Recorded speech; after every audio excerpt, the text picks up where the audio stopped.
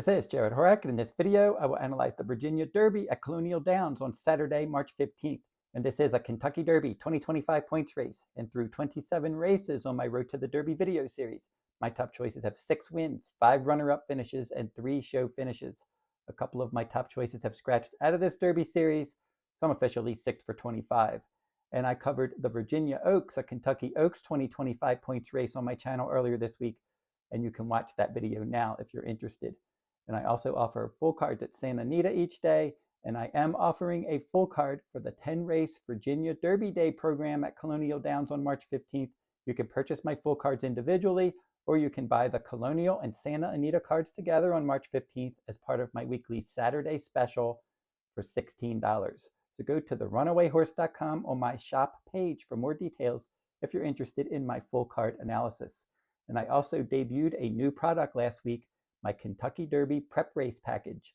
And if you purchase that package, you will get my analysis and wagering strategies for all of the remaining Kentucky Derby points races, my weekly Kentucky Derby reports, and my Kentucky Derby Day full card at Churchill Downs on the first Saturday in May.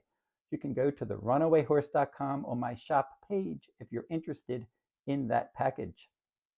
And the early weather forecast for March 15th at Colonial Downs calls for cloudy skies with a high temperature of 75. Now we're going to meet the field for the 2025 Virginia Derby, and I will give out my contenders from last to first. And it's going to be Colonial Downs Race 9 on Saturday, March 15th, the Grade 3 $500,000 Virginia Derby for 3-year-olds, 1 mile and 1/8 on the main track, and the scheduled post time, 5:10 p.m. Eastern Time. And now we're going to pull up the field for the Virginia Derby, and we have a 10-horse field, beginning with number 1, Calling Card. And this one for trainer Mike Maker. He was unplaced in the Gotham Stakes last time out. Luan Machado is going to ride. John Hancock is number 2 for trainer Brad Cox. Mike Smith is aboard. He's 2 for 2. He went wire to wire in both starts, including a victory in the Sam F. Davis. Number 3, American Promise for trainer D. Wayne Lucas. This is the son of Justify. And for him, he was 5th, beaten 13 lengths in the Risen Star Stakes last time out. Nick Juarez is his new rider. Omaha is next. He's number 4 for Michael Gorham, and he was 3rd in the Withers Stakes in his last start. He does his best running late. Number 5, Studlydoright for trainer John Robb, and this one was 5th, beaten 10 lengths in the John Battaglia Memorial on all-weather ground last time out. Getaway Car for trainer Bob Baffert. This is a son of Curlin, and he likes to show good early speed, just like he did in the Sunland Derby when he won that race by a nose last time out. Irad Ortiz Jr. is his pilot. Rapture for trainer Brad Cox. This is the son of Uncle Mo. Flavian Pratt's aboard. He looked good breaking his maiden in a 2-turn race at Oaklawn Park in January. Authentic Gallop for trainer Tom Amos.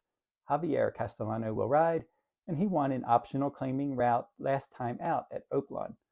Render Judgment for trainer Kenny McPeak. Brian Hernandez Jr. is his pilot. He was well beaten in the Risen Star last time. Finally, Georgia Magic. And this one finished 4th in an optional claiming race at 6.5 furlongs at Aqueduct in his last start. Now it's time to go last to first in the Virginia Derby. And the horse that I picked to finish 10th and last is number 10, Georgia Magic. Now this one did win his 6 furlong debut, but then he was beaten 26 lengths in the Jerome Stakes second time out. Not a good sign there. And he did get some class relief, and they cut him back in distance. It was an optional claiming sprint at Aqueduct on February 15th. He pressed the pace, he weakened. He was 4th in a 5-horse field, beaten 8.5 lengths. So I think he's probably going to try to attend the pace from post 10. I just don't see him being around at the end. The horse that I picked to finish 9th is number 1, and that is Calling Card. And he really hasn't done much since he moved over to the main track, and he defeated New York Bred Company. That was a maiden special weight race by 17 lengths in November. So that was a very promising maiden win. But then since then, he's been beaten a total of 25 lengths, and that was in his last 3 starts. He was no threat in the Grade 3 Lecomte. He was no threat in the Grade 3 Gotham. I made him my price play top choice in the Gotham. That was obviously a terrible call because he didn't run well at all. But he's going to try to get involved from off the pace. He's going to save some ground, but he's really going to have to reverse his form. The horse that I picked to finish 8th in here is number 5, Studlydoright, and he did break his maiden, and that maiden victory 4.5 furlongs in the slop. And since then, he's been in stakes races in his last 8 starts. He did win 2 of those stakes races, the Tremont and the Nashua Stakes, but they were both one-turn races. And then he was 4th, and 5th in his last 3 Kentucky Derby points race starts, and he was beaten a total of 23 lengths in those races. So I think he's probably ultimately better around one turn, and he might have been one of those early bloomers that did a lot of damage early on, and then when he steps up and he gets older and he tries these longer races, not able to compete, maybe he needs a shorter race, easier company. The horse that I picked to finish 7th is the 3, American Promise. And I think he does need aggressive handling here. I would like to see him get right out there, just like he did in his front-running maiden win at this distance that was in the mud at Oaklawn late last year. But then since then, he broke slow, he stalked the pace, he moved up early, and he weakened. And he finished 6th in a 9-horse field in the Grade 3 Southwest Stakes. And then he stalked the pace, and it was a strong pace last time. That was in the Grade 2 Rebel. And he ended up finishing 5th in a 13-horse field, beaten 13 lengths from the inside post. That was on February 15th. So Nick Juarez gets aboard, and Dwayne Lucas and the owners, they paid $750,000 for this one. Justifies the sire. Good pedigree here. That promising maiden win, he just hasn't been able to deliver since then against better company. The horse that I picked to finish 6th is the 9, Render Judgment. And he did run well in his first 2 starts, but they were maiden special weight races. And then since then, he was beaten a total of 37 lengths in the Grade 2 Kentucky Jockey Club Stakes, the Gun Runner Stakes, and the Grade 2 Risen Star Stakes.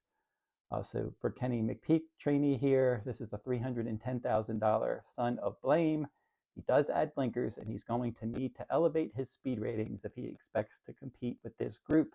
The horse that I picked to finish 5th is the 8, Authentic Gallop. This one, he did win 2 of his last 3 dirt routes, but that was against lesser company than this. They paid $300,000 for this Authentic colt. He does have early pressing versatility, and I think he's probably going to stalk the pace from an outer post under Javier Castellano. And this is going to be a good test for him to see where he fits with some of the better 3-year-olds in this Derby prep race, 50 points to the winner here. The horse that I picked to finish 4th is the 6, Getaway Car. And he's one that should be all over the pace. Now, he's one that went wire to wire in his 5-furlong debut, and then he's been in stakes races, 6 stakes races since that win, and he did win 2 of those stakes races. Now, he did win the Grade 2 Best Pal Stakes in his 2nd career start, and then he was 4th in the Grade 1 Del Mar Futurity, and then he removed blinkers, he stretched out in distance, and he was 2nd best behind 2-year-old champion Citizen Bull in the Grade 1 American Pharoah. And since that American Pharoah, Citizen Bull would go on to win the Breeders' Cup Juvenile and then the Robert Lewis Stakes in his first start this year.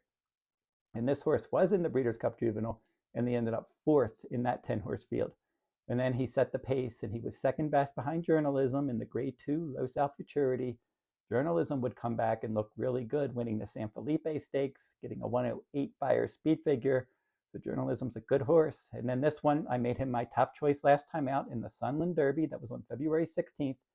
And he did get out to the front, and he was able to hold off Caldera, Dwayne Lucas trainee, my racehorse runner there. And he just did defeat that one by a nose. So Caldera is one that has a lot of promise. Getaway Car had all that experience, and he was able to defeat that maiden winner, Caldera, last time by a nose. And good effort, and it was 9 lengths back to the show finisher. So Getaway Car, he's one that he should be right up on the pace in here for trainer Bob Baffert. The horse that I picked to finish 3rd is the 4, Omaha, and he does have the best late pace ratings in this field. Now, he did break slow, he raced wide, and he finished 4th in a 6-horse field in his turf debut, but then since then, he was part of the trifecta in his last 5 starts on the main track. Now, he did rally to finish 2nd in the Jerome Stakes, and then he was a clear, distant 3rd in the Wither Stakes. He's the best late runner in here, so he should be finishing in the stretch, and I think that he could easily finish somewhere in the top 3 if he gets an honest pace to chase. The horse that I picked to finish 2nd is the 2, John Hancock. He's done nothing wrong. He's 2 for 2 for Brad Cox. Both of his wins were at Tampa Bay Downs as the favorite. Career debut, 6 furlongs. He went wire to wire. That was on January 8th. Then he got a clear lead last time. That was in the Sam F. Davis, but then he was dueling with Owen Almighty, and he was able to outfinish that one, outgame that one, and win by a half length. That was on February 16th. And then Owen Almighty would return to easily go wire to wire in the Grade 3 Tampa Bay Derby on March 8th. So Flavien Prat did ride this one last time, but he's going to jump over to Rapture here. Mike Smith is his new rider, and my top choice is the 7 Rapture. And this one has a lot of promise after just 2 starts. Now he stalked the pace from the inside post, and he finished a length behind Vassimo. That was in his 1 mile debut. Vassimo was the next out winner for trainer Todd Pletcher. This one was the beaten favorite in that race last year.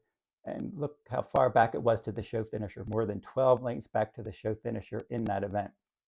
Then he added Lasix. He shipped to Oaklawn Park, second career start, stalked from post 10, took over the lead, and he won that race by 6.5 lengths. So that was a nice victory under Flavien Prat. He was less than even money. That was on January 25th.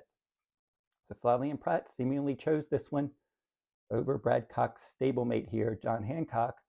And I could definitely see him working out the right stalking trip. I think 2 or 3 horses are definitely going to show speed in here, including John Hancock and Getaway car, maybe 1 or 2 others. And I can definitely see Rapture working out that good stalking trip. Now we're going to find out how good he is. Can he step up after that maiden win and get the job done here? We're going to find out. I think he's got a decent shot, and he should work out a trip, and maybe he'll offer a little bit of value. So if you want a free pick each day, go over to therunawayhorse.com and click on the Better Bets blog tab at the top of my homepage for a free pick from around the country each day. And don't forget to like, comment, and share these videos if you like them. Subscribe to my channel as well. It's free to subscribe. And until I see you next time, good luck at the races.